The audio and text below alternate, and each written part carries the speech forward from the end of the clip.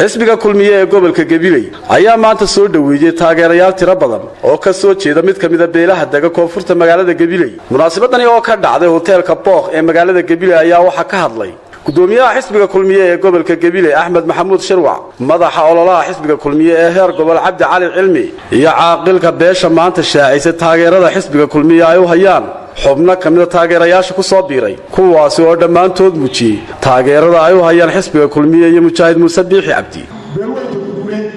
ee maanta halkan madaxdoodii salaadiintoodii oqaashoodii odayaashoodii dhalinyaradoodii hooyooyinkii dhammaan halkan ka taageeray ee ciidadoodii u muujiyay xisbiga kulmiye ayaa u mahadnaqaya. cid baa magaca ku maxaasatay waxay inay beeshani beel xisbiga ka mid ah oo xukuumadii xisbiga oo dadka dhuuxooda uu ku jira xisbiga maanta keentay inay beesha halkan isugu timaado salaan kadib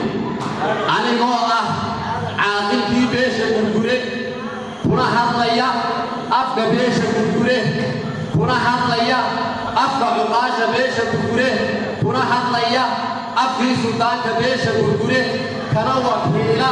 waxaan maanta halkan ka cadaynay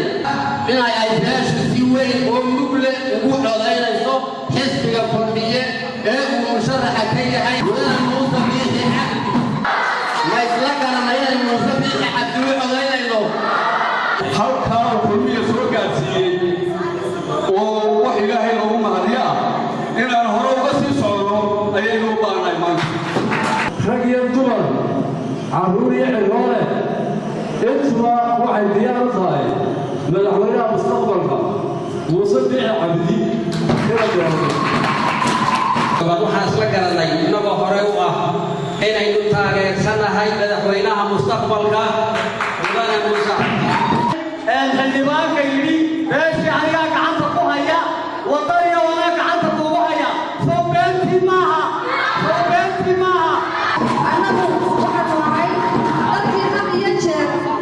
taabacsanaa oo ay yahiin iyo hareertiinaan idinla joognaa mudadan Muuse Biixi taageero weyn oo muhiimka sahlan waxaan u haynaa xisbiga kulmiye madaxweynaha